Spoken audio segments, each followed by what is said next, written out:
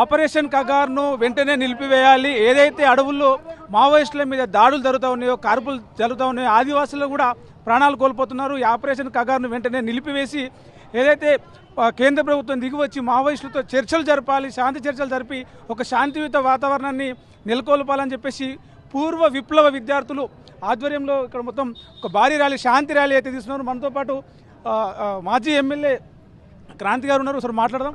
అన్న, ర్యాలీ వెనకాల మీ ఏం డిమాండ్ చేస్తూ ఉన్నారు, ఏం కోరుతా ఉన్నారు? ఇది ఛత్తీస్గఢ్లో ఏదైతే ప్రభుత్వం మారణకాండ జరుగుతుందో, కేంద్ర ప్రభుత్వం అమిత్ షా నేతృత్వంలో నక్సలైట్లను గడుబెట్టి చంపుతున్నారో దాన్ని వెంటనే ఆపాలని చెప్పి మేము డిమాండ్ చేస్తున్నాం. మొదటి నుంచి కూడా ఈ సమస్యను మూలాల్ని అర్థం చేసుకోకుండా వ్యక్తుల్ని నిర్మూలించడం వల్ల సమస్య పరిష్కారం కాదు అనేది కేంద్ర ప్రభుత్వం కానీ అమిత్ షా కానీ తెలుసుకోవాలి. అట్లాగే ఏంటంటే నక్సలైట్ల ఏవైతే పేరుతోని అక్కడ లక్షలాది మంది ఆదివాసీలు ఉన్నారు, వాళ్ళ ప్రాణాలకు ముప్పున్న పరిస్థితి ఉన్నది. ఇప్పటికే వందలాది మందిని ఆదివాసుల్ని చంపినట్లు ఆదివాసీ సంఘాలు చెప్తున్నారు. సో ఇవన్నీ మారణకాండ ఆపాలంటే ప్రభుత్వం వారితో చర్చలు జరపాలి. చర్చలు జరిపిన తర్వాత ఈ సమస్యను పరిష్కారం చేస్తేనే బాగుంటుంది అనేది అందరి ఉద్దేశం. దానికే ఆ ప్రాంతంలో ఏదైతే మధ్య భారతంలో ప్రశాంత వాతావరణం నెలకొల్పాలని చెప్పి డిమాండ్ చేస్తున్నాం. అంటే గతంలో చూసుకుంటే చాలాసార్లు రెండు వైపుల కాల్పులు జరిగి కాల్పుల్లో అమాయకులు చనిపోయినారు, ఇటు పోలీసులు చనిపోయినారు, మావోయిస్టులు కూడా చనిపోయినారు. ఇప్పుడు చూస్తే ఒకవైపు నుంచే దాడులు జరుగుతున్నట్టుగా, మావోయిస్టుల మీద బలగాల దాడులు జరుగుతున్నట్టుగా అనిపిస్తుంది. దాని గురించి మీరేమన్నా? ఏదైనా సరే మావోయిస్టులు అయినా సరే దేశ పౌరులే కదా. నువ్వు బాంబులు వేసి దాడులు చేసి వాళ్ళు చంపడం అనేది ఈ ప్రభుత్వానికి ఎవరు ఇచ్చిన హక్కు? అది కాదు కదా. ప్రభుత్వం ప్రజాస్వామికంగా వివరించాలి కదా. ప్రభుత్వం కూడా చెప్తున్నాం కదా, ప్రజలందరూ కూడా ప్రజాస్వామికంగా వివరించాలని నువ్వు చెప్తున్నట్టు ప్రభుత్వం కూడా ప్రజాస్వామికంగా వివరించాలి. వాళ్ళని అరెస్ట్ చేయండి, వాళ్ళకు ఏమన్నా ఉంటే శిక్షలు వేయండి, అంతే తప్పించి మీరే బాంబులు వేసి విదేశీ పౌరుల మీద దాడులు చేసినట్లు, విదేశీ శక్తులు భారతదేశంలో చొరబడితే వాళ్ళ మీద దాడులు చేసినట్లు అట్లా బాంబులు వేయడం అనేది కరెక్ట్ కాదు కదా. అది యుద్ధం కాదు కదా. నీ దేశ పౌరుల మీద మీరు ఎట్లా యుద్ధం చేస్తారు? నీ దేశ పౌరులకు కూడా నీ పాలసీకి అగ్నెస్ట్గా ఉన్నది అనుకున్నప్పుడు వాళ్ళని మీరు ఏ రకంగా శిక్షించే చట్టం ఉంది.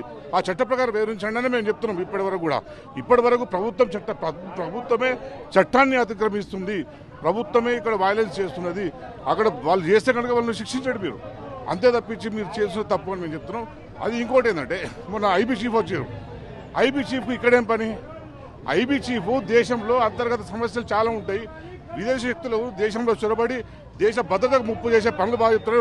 ఒక పక్క అక్కడ కాశ్మీర్లో 27 మంది చనిపోయిన పరిస్థితి ఉన్నది. ఆ 27 మంది చనిపోతే ఎవడెవరు చేసినారో ఎందుకు దాని మూలం తెలుసుకోకుండా నువ్వు వచ్చి ఐబీ చీఫ్ వచ్చి ఇక్కడ నీకు కర్రగుట్టలకు వచ్చి చెక్ చేయడం ఐబీ చీఫ్కి ఏం పని? సో ఇదంతా ఉద్దేశపూర్వకంగా బీజేపీ ప్రభుత్వం ఐడియాలజికల్ వాళ్ళను అంతమొదించాలని చూస్తుంది తప్పించి నిజంగా ఈ సమస్య పరిష్కారం చేసే ఉద్దేశం కూడా లేదనిపిస్తుంది. అంటే గతంలో చూసుకుంటే మావోయిస్టులో బలంగా ఉండేవాళ్ళు, మావోయిస్టు ఉద్యమం బలంగా నడిచింది. అప్పుడు కూడా ఇట్లాంటి కాల్పులు జరిగినాయి. అప్పుడు పోలీసులను కూడా భారీ ఎత్తున ఏదైతే 2 వర్గాలు జరిగిన దాంట్లో పోలీసులను కూడా మావోయిస్టులు భారీగా మట్టుపెట్టినారు. అప్పుడు ప్రజల నుంచి ఇలాంటి స్పందన రాలేదు. కానీ ఇప్పుడు మావోయిస్టులో బలం తగ్గుతున్న క్రమంలో ఇట్లాంటి ర్యాలీలు, ఇట్లాంటి ప్రజా సంఘాల నుంచి, ప్రజల నుంచి కొంత మద్దతు పెడుతుంది. దాని గురించి ఏమంటారు? అంటే మంచి చేస్తున్నప్పుడు ప్రజల నుంచి ఎప్పుడైనా స్పందన ఉంటుంది, ప్రజల మద్దతు ఉంటుంది. ఇప్పుడు ఆదివాసుల మద్దతు ఉంది కనుక మావోయిస్టులు అక్కడ ఉండగలుగుతున్నారు కనుక ఆదివాసుల జీవితాల్లో వీళ్ళు మార్పులు తీసుకురాగలిగినారు. ఆదివాసులకు ఎట్లా అన్ని రకాలుగా వీళ్ళు తోడై ఉన్నారు కనుక వాళ్ళు ప్రజల్లోనే ఉన్నారు. మావోయిస్టు వాళ్ళు వేరే శక్తులు కాదు కదా. మావోయిస్టు అంటే వేరే ఏదో అతీంద్రియ శక్తులు ఉన్నట్టు వాళ్ళకు వేరే ఇంకా వేరే మనకు బలం ఉన్నట్టు కాదు కదా.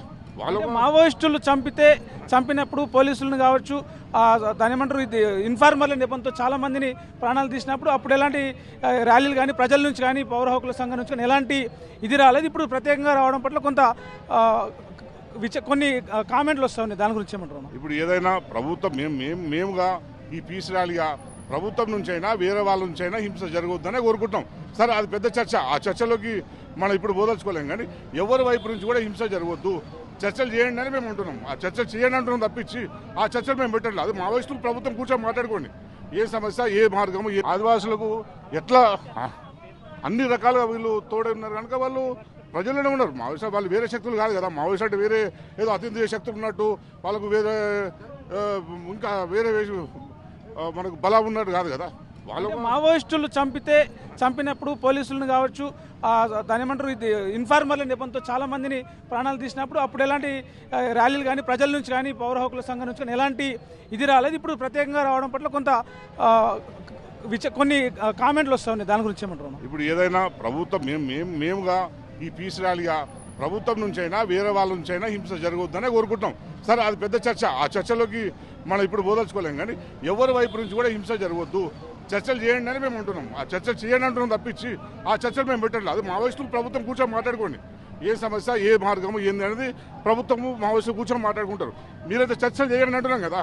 మేము ఇప్పుడు ప్రధానమంత్రి ఉన్నాడు, పాలస్తీనా ఇజ్రాయెల్ ఇష్యూలో మీడియేషన్ చేసి పెద్ద మనిషి వ్యవహరిస్తాను నేను, చర్చలతో పరిష్కారం అయితే ఎందుకు చెప్పాడు మరి?